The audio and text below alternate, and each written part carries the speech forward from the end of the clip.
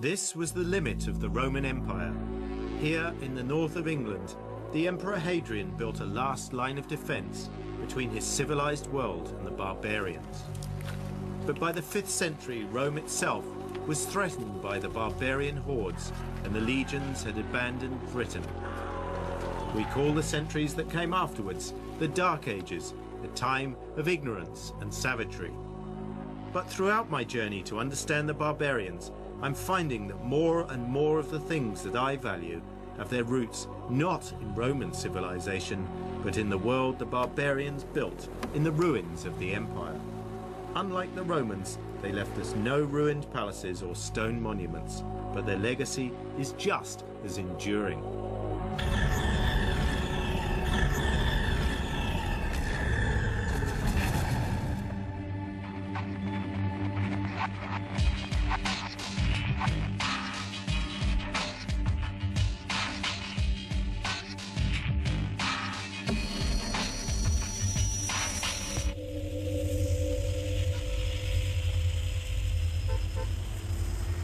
When the Romans left Britain, they took their money with them. It was to be the last single European currency for 1500 years. But almost immediately, a new people began to make their presence felt. But in 1982, a gold medallion from the 5th century was found in a field in Suffolk. Carefully inscribed with foreign letters called runes, it reads, "This she-wolf is a reward to my kinswoman." The meaning may be mysterious, but the significance is clear. A new language is being spoken, the language that was to become English. Have your passport, please, sir. Today, English, one of the most widely spoken languages on earth, is Britain's greatest export. It's the language of international commerce and modern communication, yet its roots lie deep in the so-called Dark Ages. Who were the people that gave us this gift? Where did they come from? I'm going on a journey back into the darkest part of the Dark Ages, and I'm looking for the people who gave us this language and who gave us so much more. This is northern Germany, near the North Sea ferry port of Bremerhaven. The people who lived here used a runic alphabet, just like the inscriptions on that Suffolk medallion. The line between the sea and the land has been blurred here for millennia. Today, a dike holds back the tide, but 1500 years ago, the people on these salt marshes lived under the constant threat of the sea. Now, although this may not look like much today, this is the site of the old village of Feddersen-Weerde. It was built on a mound to protect it from the sea. But then, around 450 AD, it was abandoned. Who were these people? Why did they leave? And what I really want to know is, where did they go? So who were the people that lived here? They were called Saxons. So would life have been hard here for people in Saxon times? Yes, certainly. Probably by the age we're in now, we would be considered to be old men already. Were they warriors as well? They were certainly warriors, but they did not face any attack here.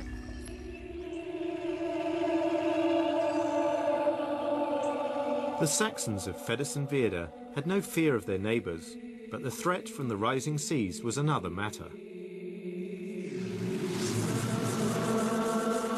When the settlement was excavated, there emerged the story of a community which had managed to find a way of living on these precarious islands of mud for hundreds of years.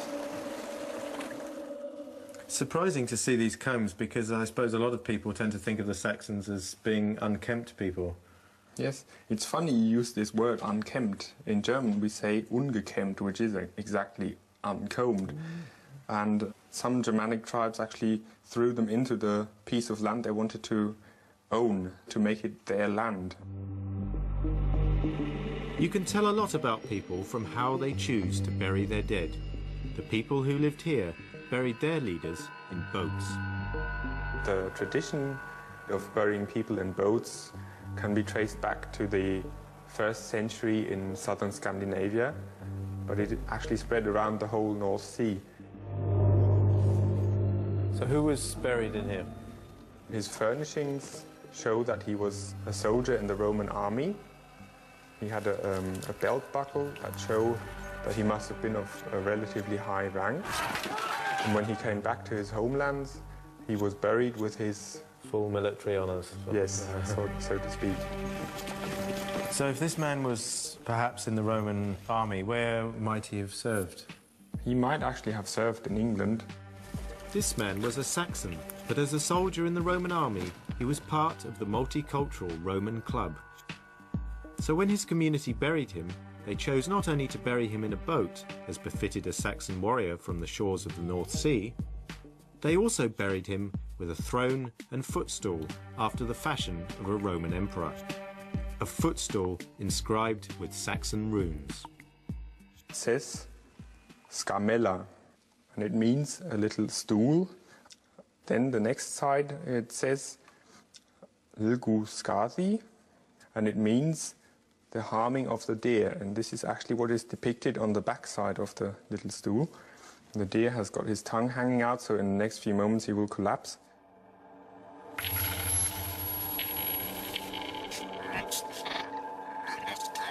Here lay a Saxon warrior who may have served with the Roman army in England, buried in his homeland, traditionally in a ship. With him, in his grave, a stool inscribed in the same runic alphabet as that mysterious medallion from Suffolk. A runic medallion that had itself been copied from a common Roman coin commemorating the founding of Rome, but with an added runic message.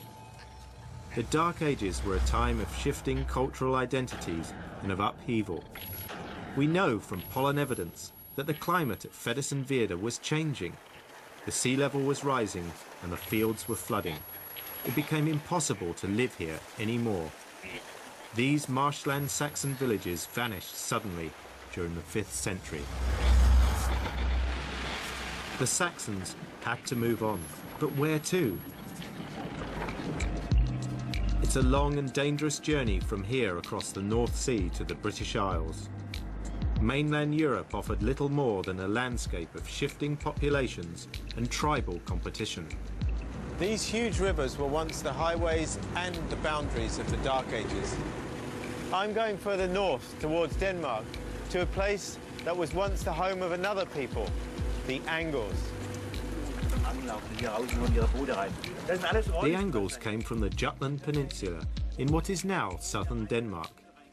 It was from here that they moved as the Roman Empire fell apart. They too were a people with a maritime tradition. This is the Neudum ship. It is one of the oldest known rowing vessels from northern Europe. It was found preserved in a peat bog where it had been deliberately sunk in the Dark Ages. And when the timbers were dated, scientists were astonished to discover that this skillfully made ocean-going ship was built 100 years before the Saxons left Feddersen-Veerde. It demonstrated beyond doubt that Dark Age tribes had sophisticated shipbuilding skills. The Neudum ship had a turbulent history. It was found in a place close to here, now north of the border. And we think it's part of loot, which has been put as a sacrifice into a lake after a battle which was won by the local population. And who was the god that they sacrificed it to? Odin is the god of the war, so he should have got it. Odin claimed the spoils of several vanquished armies in this peat bog. We found hundreds of these swords together with the ship. All the weapons showed the scars of war. You see these hacks here, these small hacks? Those shows traces of the last battle. It's not a village fighting another village. No, it's big scale. It's big scale. So were these troubled times in the Dark Ages here? I think so. 50 years or a little bit later, after this boat was sunk, the whole region gets quite empty, at least from archaeological finds. We have almost no cemeteries anymore, no settlements, which are difficult to date. Of course, in England appear people who speak a Germanic language, and there are some more than expected in England and some less than expected here, so this makes a sense. Wie sich die Handlung im Einzelnen vollzog, ob bei den germanischen Stämmen. The people were leaving. What were the main reasons, do you think, why they left? One is the climate. It seems as if from the 3rd century onwards it gets cold and wet. Another push factor could be the wars. This is just one example for this, all these weapons. There was a wartime which also might move the people. And you think that this could have acted as quite a good cross-channel ferry between Germany and There England? could be better ones, but if you don't have anything else, this would work as well. Even this boat, I wrote a simulation program for this, it would be able, in 9 years, 50 boats would transport 30,000 people to England, no doubt. What kind of ship would you need to migrate? Travelling the seas in an open boat was a journey fraught with danger. Being in a rowing boat wasn't easy, but what was the alternative? There is little archaeological evidence of actual Anglo-Saxon ships, but historic ship expert Edwin Gifford believes they may have mastered a crucial technological innovation. So he made a replica of a Saxon ship to put his theories to the test. To the level. So how proud are you of this boat? Well, we're very pleased with it. Yes, we are really rather proud of it too, I suppose, privately, as it were. Yes, I think the main reaction really was a great admiration for the blokes that worked it up in the first instance, you know, the Saxons themselves. The manoeuvring is remarkably good. You think of a rather long, narrow boat with a straight keel. She does very well. Amazing. Do you think the Saxons and Angles would have migrated to this country in boats like this? It's not so far different from this. I mean, the same sort of boat, yes. Whether they had sail or not, of course, is a point of debate. Probably they did. The sail and the ability to tack to sail into the wind would allow ships like this to cross the high seas and return home. So where did they get their boat building skills from? From the Romans? No, I don't think so. It developed somewhere in the Baltic with boats like this, which were very stiff and strong. And the trick of it is that everything's clamped together with these rivets. There's nothing able to slide on each other. Whereas earlier than that, these have been sewn, or wooden pegs have been used. Edwin Gifford's Saxon ship is fast, seaworthy and manoeuvrable. It seems to be clear that the Angles and Saxons would have navigated across the North Sea with ease. I've always thought of the sea as protecting Britain from invasion, but in the Dark Ages it seems it was the sea that joined it to Europe. Britain was surrounded by a natural highway that gave easy access to invaders, leaving the people already abandoned by the Roman legions unprotected and vulnerable, just at the moment when barbarians from northern Germany were looking for a new home.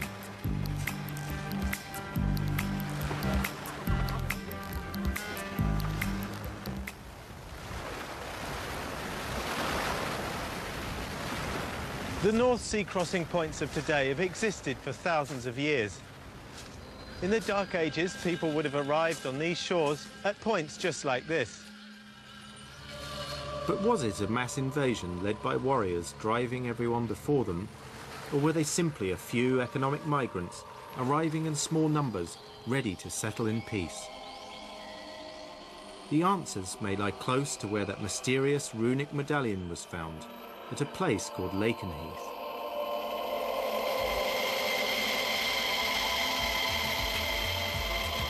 Today, it's the site of a very different band of warriors. It's an American military airbase. Lakenheath has been an airfield for more than half a century, but the area's connections with the military go back thousands of years. Iron Age, Celtic and Roman armies all watered their horses here. The clearest indication that Germanic invaders were here is in the name, Lakenheath, which comes from Lokenheit, a Saxon word meaning the landing place of Laker's people. This landing place became, for many, a final resting place. Here, in the heart of what, for all intents and purposes, is a small American town, lie warriors of the Dark Ages. But not just warriors, because they buried their families here too. These people were pagans. They buried their dead with an extraordinary range of objects, from combs and brooches to fully grown horses. So what kind of things have you found here? Well, on the cemetery we've found various objects. We've got, for example, this, which is an iron spear from an early Saxon grave, a male grave, probably 6th century. There are various different types of spears that can be dated to a certain extent.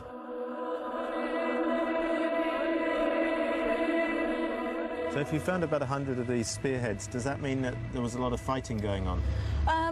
Probably not. We haven't found any evidence in any of the people, in the bones of the people, that anybody suffered any kind of real trauma. So we think this is probably to say how important the person is rather than an indication that they're going out and killing people. This is a large cruciform brooch, but if we have a look on the back here, this is the clothing of the woman who was wearing it. We're looking at a piece of cloth that is 1,500 years old, which is, I think, unbelievable, an incredible thing to see. The cruciform brooches are particularly Anglian, which is the Angles, basically, who come in and form East Anglia. Do the Germanic brooches give us the first evidence for Saxon settlement, or did they belong to Britons who were affecting the glamorous trappings of fashionable foreigners? The evidence that the people themselves are Germanic is very difficult to say.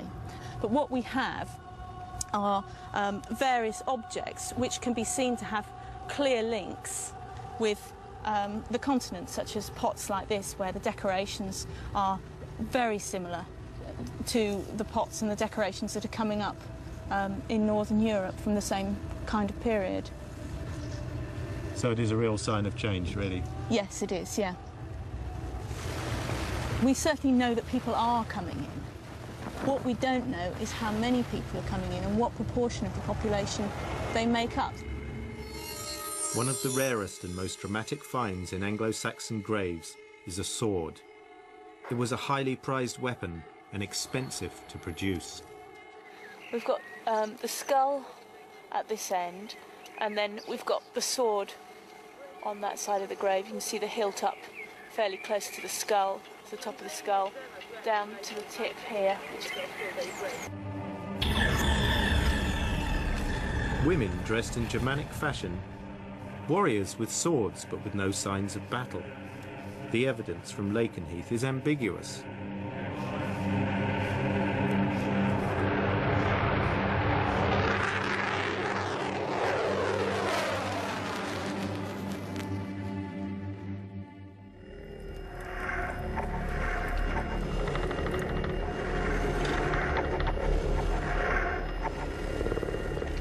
But if I can't be sure exactly who they were, I can at least discover the talents and skills they brought to these shores. To understand a people who didn't write things down, we have to search for clues wherever we can find them. At first sight, a Saxon sword blade seems a simple object, a piece of sharpened iron. But the right person can read a sword as easily as a book.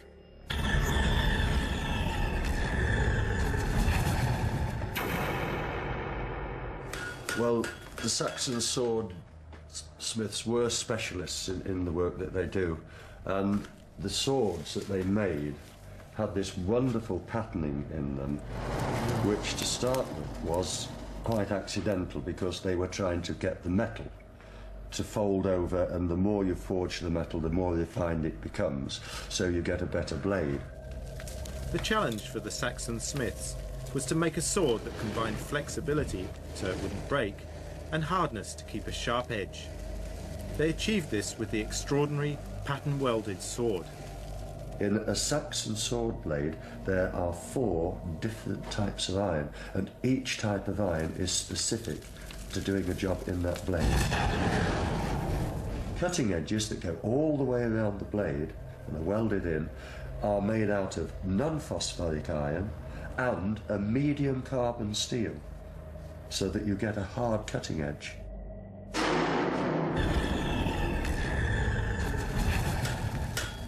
There's the first weld, just to get the ends fixed together. Now I'm going to put it back in again, take another welding heat and start welding back.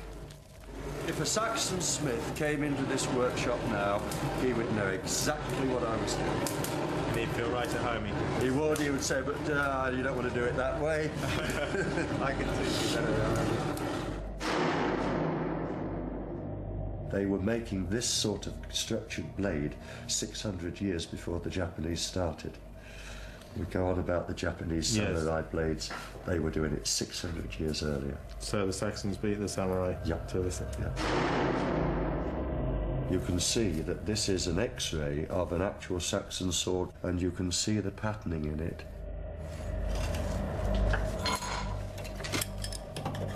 To get your patterns, you twist your metal. And when you've done all these, you then weld those 4 together into one piece. So from start to finish, how long does it take to make a Saxon sword? I would say on the average somewhere around about 80 hours work to forge the sword. At the end of a man's life, what would happen to his sword?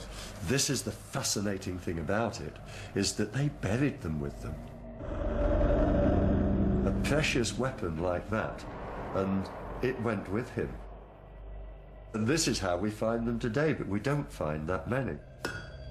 So the swords reveal a people skillfully working with a technology far more advanced than we might have expected in the Dark Ages.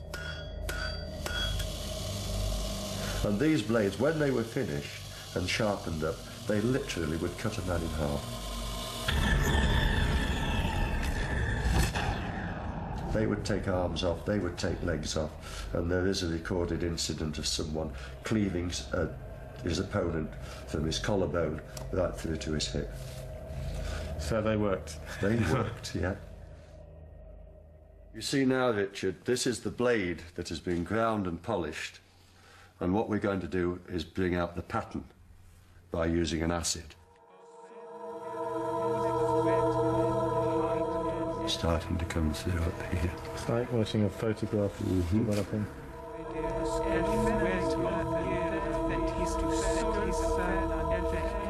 What do you think of the fact that such a thing of beauty can have such a destructive effect? That is the sad part about it all, really. I tend not to dwell on that. I look at it as a work of art made by a craftsman that knows his job. The Anglo-Saxon craftsmen were highly skilled in metalwork, but because their ships and houses were built in wood, they have left us with little more than shadows on the ground. I want to know more about the ideas they brought and discover whether, as my old school books claimed, they lived in hunger, poverty and dirt.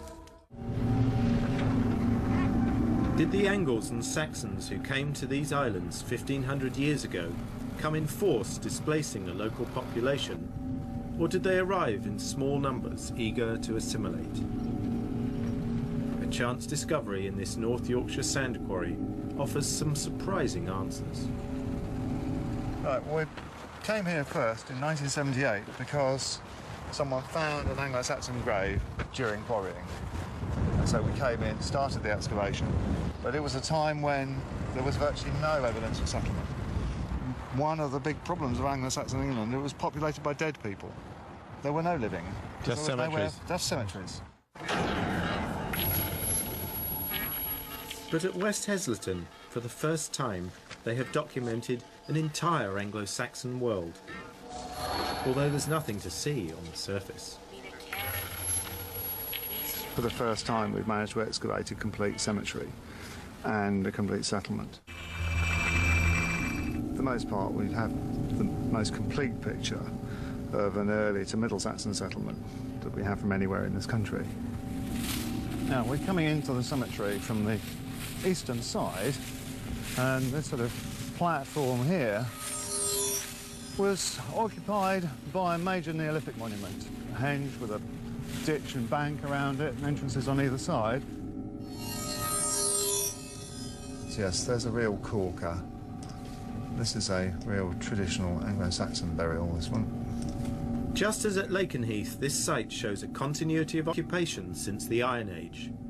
The cemetery contains 220 burials, uncovering 4 centuries of Anglo-Saxon settlement. 2 burials in particular challenge conventional expectations about Anglo-Saxon men and women. We have a female burial with 2 spears, and then we have a very definite male burial with brooches and beads. What we can be sure of is that the traditional view of, this one's got lots of brooches, it must be a girlie, and this one's got weapons, it's a chap, is no longer acceptable. So, how do you know they were Saxons?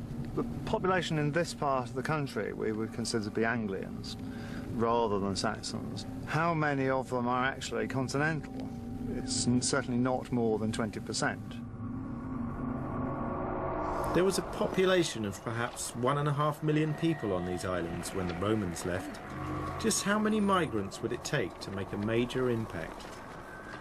I'm quite happy that we are dealing with relatively small numbers of people that may be arriving over quite a long time, maybe over 200 years. But the real problem is then, why does everybody then look like an Anglo-Saxon when we dig them up? I believe that we can explain away the rapid adoption of Anglo-Saxonness on the grounds that it was a deliberate attempt to break those Roman traditions. So how many people do you think would have lived there at any one time? Probably about 100. We've got about 200 buildings, but of course they're spread over 400 years of activity. Yes. But the plan of the settlement shows tremendous organisation.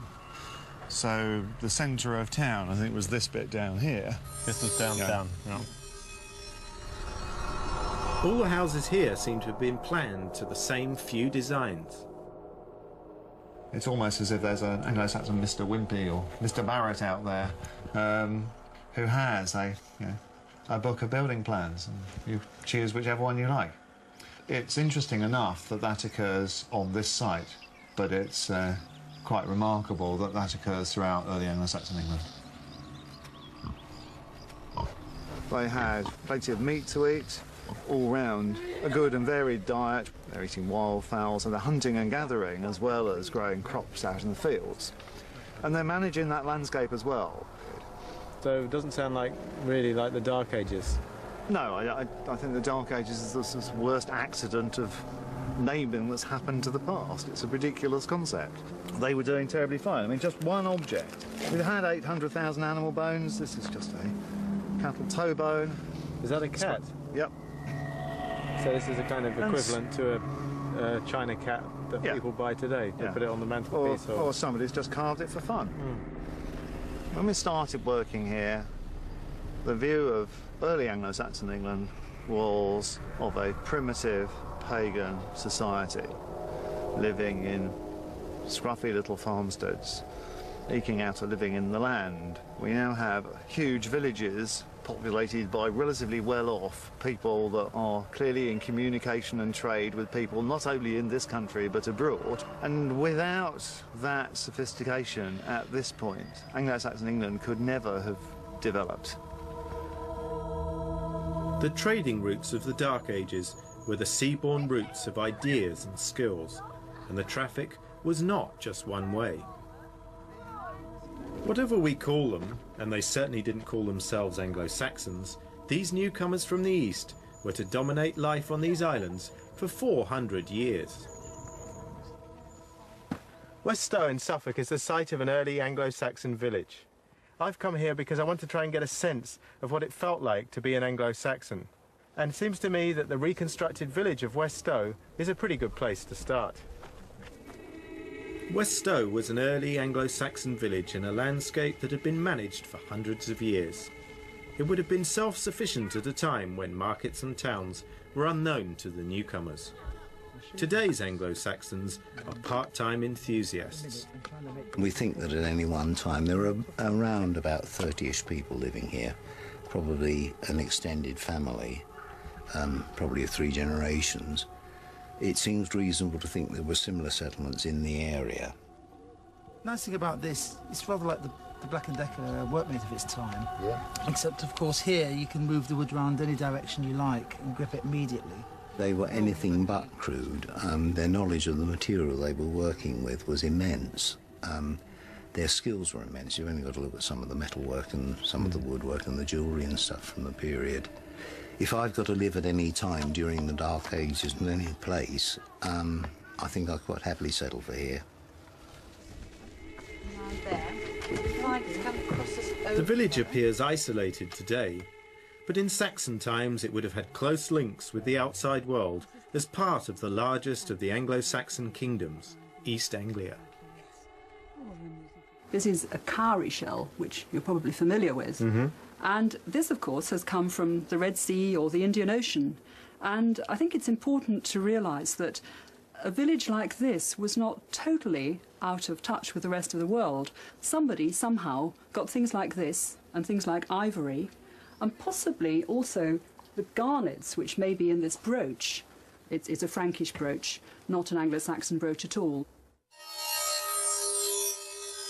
This is a bit strange, isn't it? It's an iron thing, and it's obviously possibly a key. I think this one could have functioned as a key. But there are a lot of much bigger ones made of bronze with quite elaborate ornaments on them, and they're usually called girdle hangers. And the fact that a woman is buried with a bunch of these things shows that she was a woman who had some authority. Women had rather more independence than they had had in the previous Roman period, or indeed perhaps than they were to have in the later post-conquest Norman period. Life in Anglo-Saxon Britain was not always peaceful. With many kingdoms in competition, there would have been occasions when the men of the village would have been called to arms. Yep. Anyway, the shot they'd be aiming for, judging from the skeletal evidence, is to bring a blow in onto the skull, towards the front of it with the tip of the sword, so it cuts down through the skull to just above the eye, and hopefully that's enough to destroy your enemy's brain and kill him without you actually getting your sword jammed in his head. I wouldn't want to inconvenience you by doing that. The Anglo-Saxons didn't bring books. Their stories, myths, laws and legends were carried with them in their heads. Their greatest legacy to England is the language. Is that why the Saxons had so many combs? Yeah. Get the nits out. Clean hair. You and I are speaking to each other in English. And that English, although I think it would have been difficult for an original inhabitant of West Stow to understand us, is nonetheless the same language. We don't speak Latin, we don't speak French, we speak English. And that's the language that arrived here in the 5th century with the Angles, the Saxons and the Jutes and all the rest. The echoes of our past still resonate today. Most of the words in English have Anglo-Saxon origins. Even the name England is derived from Angle. Chwet, we gardena in Jerdagum. Theotkunningas, rumjufrunon, huda edelingas, ellen fremedon. In the 7th century, the villagers of West Stow were caught up in a crisis that was to change the culture of England forever. The seas that brought their ancestors now ferried Christian missionaries from Ireland and Rome. The Anglo-Saxon world was about to be caught up in a battle between a pagan past and a Christian future.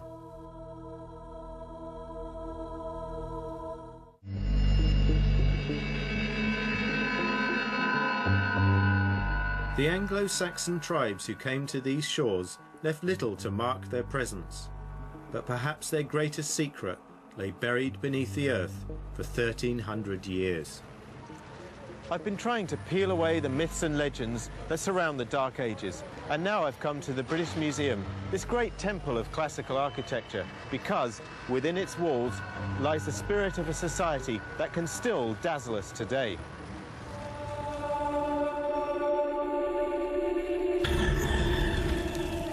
By the 7th century, there were 7 Anglo-Saxon kingdoms vying for supremacy, all with kings armed with family trees to prove their legitimacy, claiming ancestry from both Roman Caesar and Odin, the pagan god of war. Anglo-Saxon society was transformed by the arrival of Christian missionaries. The notion of one god and one king would provide a powerful force for change.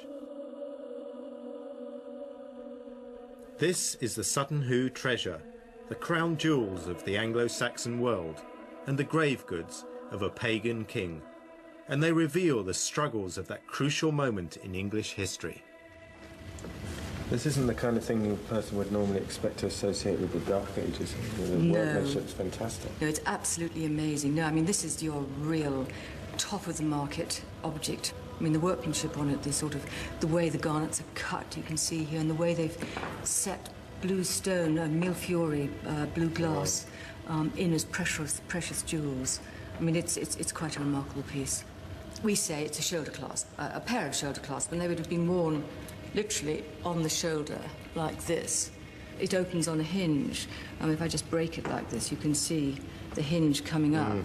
There's no doubt that the shoulder clasps are made en suite, if you like, with the purse lid, certainly. And then if you accept that the purse is worn on the belt that carries the great gold buckle, you've got these three extraordinary pieces of, I mean, what you could call sort of civil ceremonial gear, which are in direct contrast to the helmet, the shield, and the sword. I mean, all this is an expression of disposable wealth and a sort of confidence in the continuation, if you like, of a dynasty. I mean, it's the king is dead, long live the king. We can afford to put all this stuff in the grave. The Sutton Hoo treasure is an expression of early Anglo-Saxon kingship. The body of the king was never found, but the burial has been dated to 625, suggesting that here lay King Redwald, the last of the pagan kings and the first overlord of England.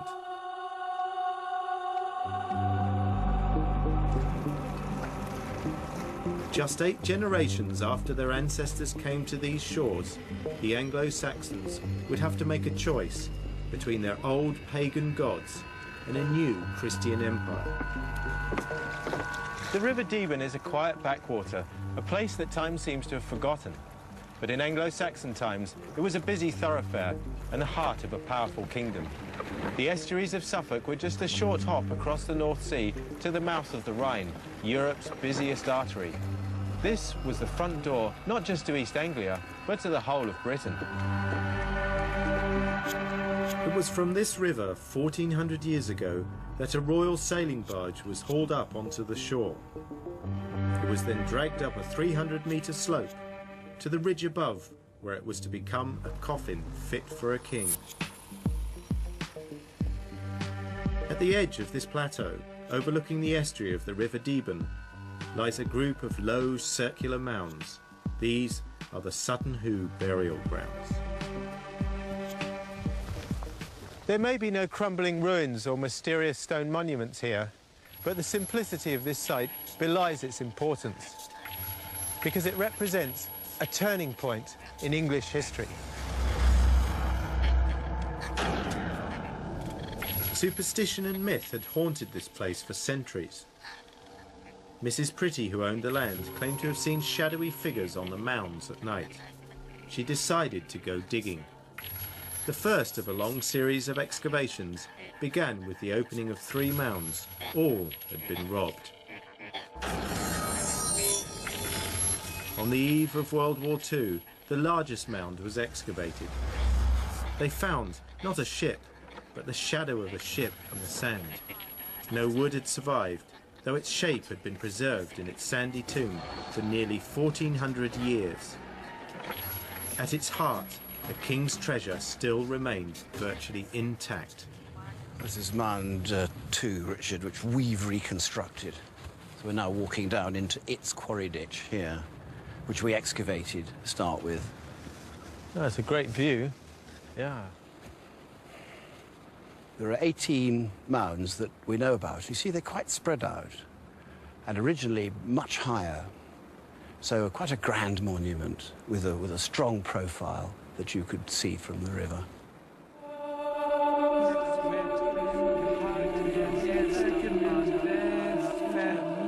The people who were living here definitely had ancestral connections. I mean, whether or not you believe in large-scale or small-scale migrations, I don't think there's any doubt that the Angles of East Anglia were related or had relatives and may even still have had land in places like Jutland and Denmark.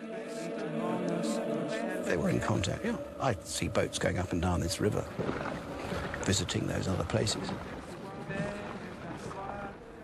This is the reconstructed Mound 1, the famous one, and that's where the ship was. The ship stretched from here, this white post, to the other white post, which you see there. So that's 90 feet, 27 metres, and these two posts, modest indication, but they show you how big this boat was. We've got to think of ourselves as down at ground level and walking along the side of the boat, and then in the middle is this big, it's like a big wooden garden shed, probably with a slopey roof, and then you're looking down into a chamber, and there's a floor, and then on the floor there's a man lying.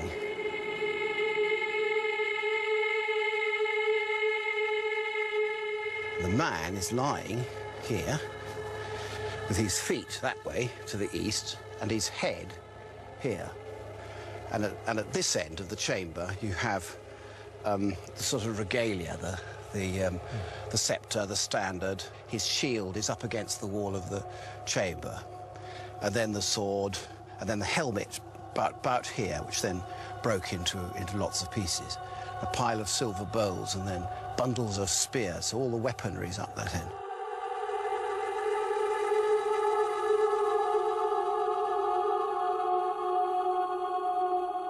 Yeah, it's like a poem, an important statement made in this great theatre of death you've got here. Each of these objects is also laden with symbolism. So you have things like the great gold buckle with its writhing snakes, which say, back off, you know, I am protecting this person. And you've got the shoulder clasp with their beautiful inlaid garnets, which say, this is a person for whom, of whom the Roman army would have been proud. And then you have piles of silver bowls which are made in Constantinople, and these say, and you know, they're of the same rank. They're in equal terms with the Byzantine emperor. So the whole thing is full of allusions: boats, travel, gold, riches, power, leadership, contact, Scandinavia, our friends across the North Sea, France, our friends, or perhaps our enemies, across the Channel. 30 years after the first Christian missionaries arrived from Rome, most of England was converted, but not all the kingdoms embraced its potent message. This is the pivotal moment, I think, that's expressed here. It is very short-lived. And that is the cusp between the pagan world and the Christian world. On the one hand lies autonomy and freedom. On the other hand, in Europe there lies huge opportunities for trade, and for that you have to surrender something of your sovereignty.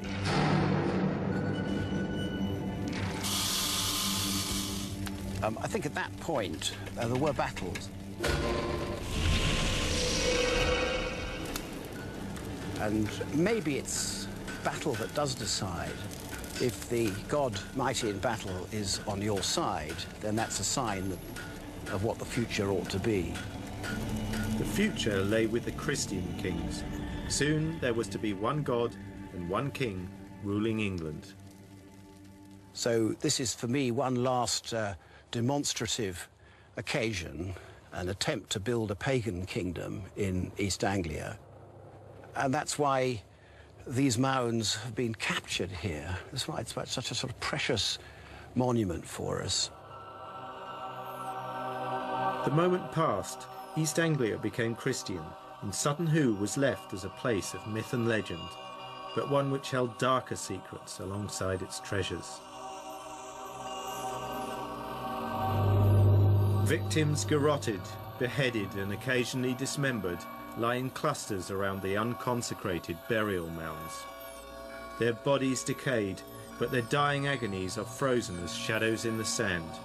Sutton Hoo had become an execution ground. So these burials round Mine 5 were not human sacrifices, but they were people who were hanged by the Christian kings, perhaps for being deviant or disobeying the new rules. And this became a savage place. What had once been the burial ground of kings became a place of execution for the new regime. The combination of kingship and Christianity would transform the Anglo-Saxon kingdoms and forge the English nation. The Anglo-Saxon signature is indelibly written in the patterns of the English landscape, in our maps and our manuscripts, our dictionaries and our culture. But who were they? It seems there is no easy answer. Immigrants and the local British together created a culture and place we call Anglo-Saxon England. They didn't live in a dark age. It was an age of opportunity and change. Its engine was trade and the merging of ideas and people. They acknowledged their debt to the past and saw in the future possibilities. But soon their world would be overwhelmed by new ideas and new waves of barbarians from the East.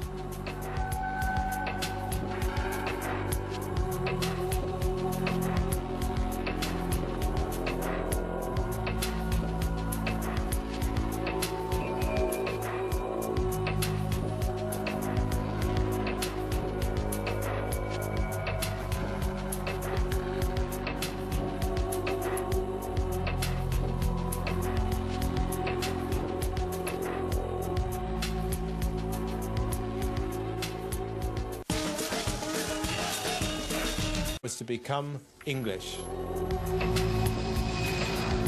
Have your passport, please, sir. Today, English, one of the most widely spoken languages on earth, is Britain's greatest export. It's the language of international commerce and modern communication, yet its roots lie deep in the so-called Dark Ages. Who were the people that gave us this gift? Where did they come from? I'm going on a journey back into the darkest part of the Dark Ages, and I'm looking for the people who gave us this language and who gave us so much more. This is northern Germany, near the North Sea ferry port of Bremerhaven. The people who lived here used a runic alphabet, just like the inscriptions on that Suffolk medallion. The line between the sea and the land has been blurred here for millennia.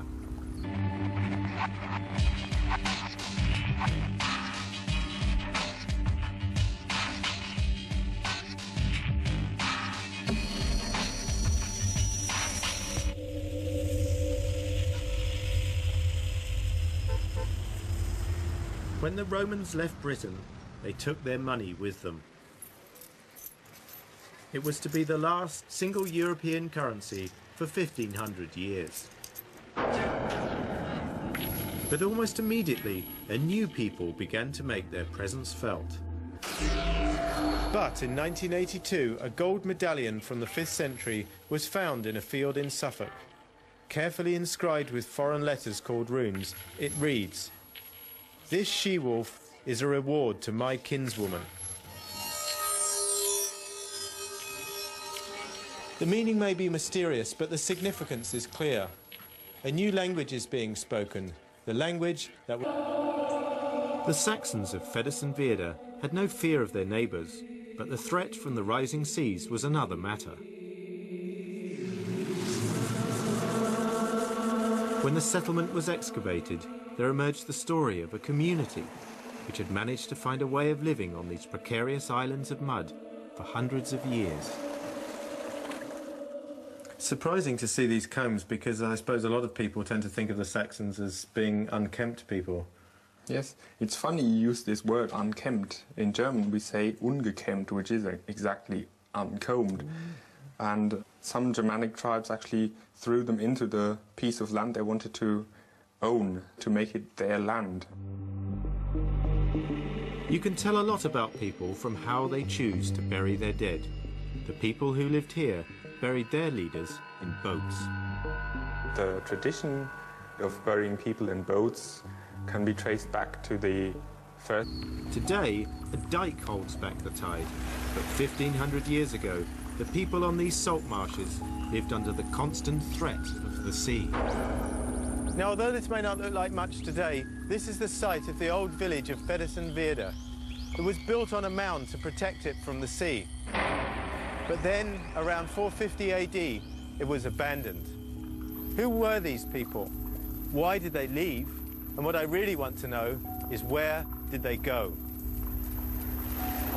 So who were the people that lived here? They were called Saxons. So would life have been hard here for people in Saxon times? Yes, certainly. Probably by the age we're in now, we would be considered to be old men already. Were they warriors as well? They were certainly warriors, but they did not face any attack here.